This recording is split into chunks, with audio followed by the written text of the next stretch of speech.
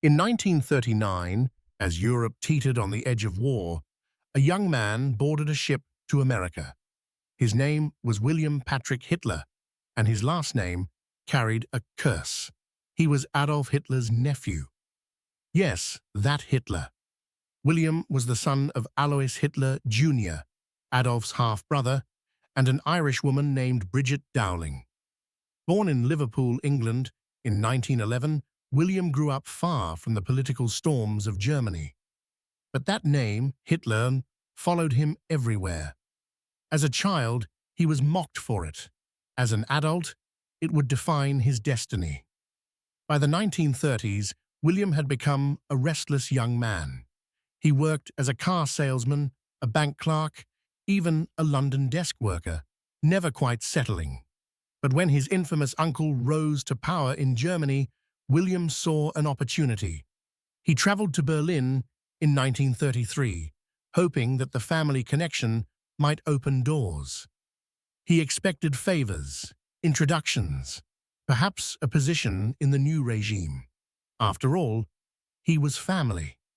At first, Adolf received him cordially. There were photographs, uncle and nephew standing side by side. The dictator smiled. William too, though uneasily. Behind the forced politeness, there was tension, a silent clash of egos. William wanted something from Adolf, but Adolf despised opportunists. When William began requesting better jobs and more money, the fuhrer grew irritated. Rumors say he told aides, "That young man is not to be trusted." By 1938, relations between the two Hitlers had collapsed completely.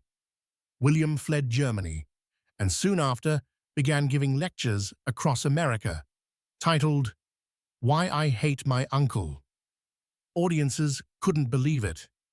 The nephew of the world's most feared dictator was standing before them, publicly condemning his own bloodline. But William wasn't done shocking the world yet.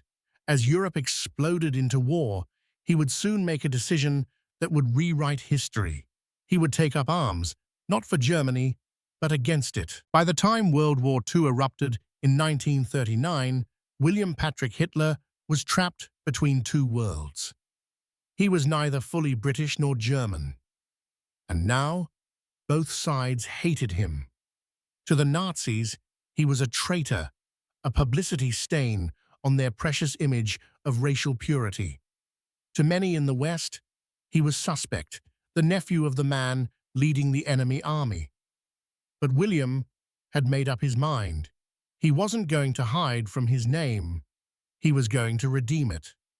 In 1940, he began writing letters to the British government, offering to serve in the war against his uncle. But no one trusted him. One official simply replied, "We cannot accept you. Your family ties are problematic." Rejected and disillusioned, William turned to America, the land where his Irish mother still lived.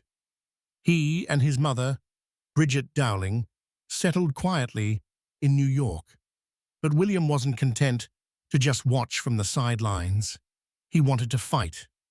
He wanted to prove that he was nothing like his uncle. In 1942, William did something extraordinary. He wrote a personal letter to President Franklin D. Roosevelt, asking for permission to join the U.S. military. Imagine that. A letter on White House stationery, addressed to FDR himself, signed William Patrick Hitler. The president's office didn't ignore it. Instead, the FBI was ordered to launch a full background investigation. Agents followed him, questioned his mother, checked every record, every photo, every contact. Could Hitler's own nephew be trusted to fight against Germany? Was this a trap? Or was it an act of courage so ironic it bordered on poetic justice? After months of scrutiny, the answer came back. There was no evidence of Nazi sympathy, no hidden agenda, just a young man trying to escape the shadow of his family's curse. In 1944, the U.S. Navy gave him the answer he'd waited for. enlistment approved.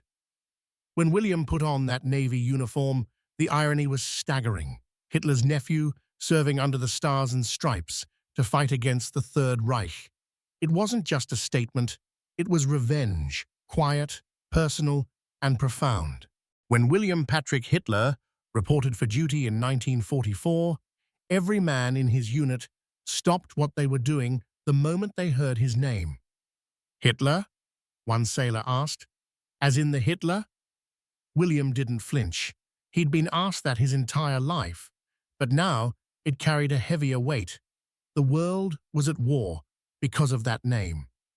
He was assigned as a pharmacist's mate in the US Navy, a medic tending to the wounded and dying. It was humble work, but it was also poetic justice. While his uncle commanded the destruction of Europe, William's job was to heal. Still, not everyone trusted him. Some sailors kept their distance, whispering behind his back. Others cracked dark jokes. "Better watch your pills." Hitler's nephew mixed them. He took it all quietly. Because for him, every insult, every stare, every doubt was another chance to prove that he wasn't like his uncle. During one deployment, when the ship came under attack, William worked through the smoke and chaos, bandaging wounds, carrying men to safety. A bullet tore through the deck near him, but he didn't stop. Afterward, he simply said, "I wanted to save lives." That's all. He served 3 years in the US Navy, fighting under a flag that symbolized everything his uncle despised: liberty, equality, and the right to start over.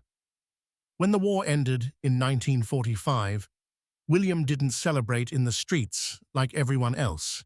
He stood silently on deck, staring into the distance. His uncle was dead. The Nazi Empire was in ruins. And for the first time, the name Hitler no longer inspired fear, just infamy. But even in victory, he carried the weight of that name. When he was honorably discharged from the Navy, he decided to disappear. He changed his surname to Stuart-Houston, married, and settled in Patchogue, Long Island. There, he lived quietly, running a small medical laboratory and raising 4 sons. The family avoided interviews, photographs, or any trace of their infamous bloodline. When reporters eventually tracked them down, years later, one of his sons said chillingly, "We just want the name to die with us." And it did. William Patrick Hitler, the man who defied his uncle's empire and fought for the United States, died in 1987. He was buried in a simple grave under his new name. No Nazi symbols, no headlines, just silence and irony. Because in the end, Hitler's nephew had fought for freedom. For decades after the war, the world forgot about William Patrick Hitler. The story of the nephew who fought against the fuhrer faded into whispers, tucked away in military archives and old newspaper clippings. He had wanted it that way. He'd seen what fame did to his family name. He wanted peace, anonymity. In his quiet home on Long Island, William lived a life as ordinary as possible. He mowed his lawn. He went to church. He raised his 4 sons with discipline and decency, and he never, ever spoke of his uncle. The neighbors barely knew who he really was. To them, he was just Mr. Stuart-Houston, a polite man with an accent, running a small blood analysis business in town. But behind that modest life lay one of the strangest legacies in modern history. His 4 sons, Alexander, Louis, Brian, and Howard, all grew up under the same quiet rule: never have children. It wasn't superstition. It was a decision, a pact made between brothers. They believed the world didn't need another Hitler, and they would be the last to carry that bloodline. When journalists eventually discovered their true identity in the early 2000s, they refused interviews. One of them, Alexander, reportedly told a reporter, "We just want it to end with us. Let it die here." And it did. William Patrick Hitler died in 1987, buried under the name William Patrick Stuart-Houston in Holy Sepulchre Cemetery, Coram, New York. No grand tomb, no hint of the history buried beneath that soil. Just a quiet grave for a man who once carried the most infamous surname in human history. Today, few people know that Adolf Hitler's nephew fought in the US Navy, that he risked his life to defeat the very man whose name cursed him. But for those who do, the story stands as one of the greatest ironies of World War II. Because when you strip away the propaganda, the bloodlines, and the shadows of power, you're left with a simple truth. Even a man born in darkness can choose the light.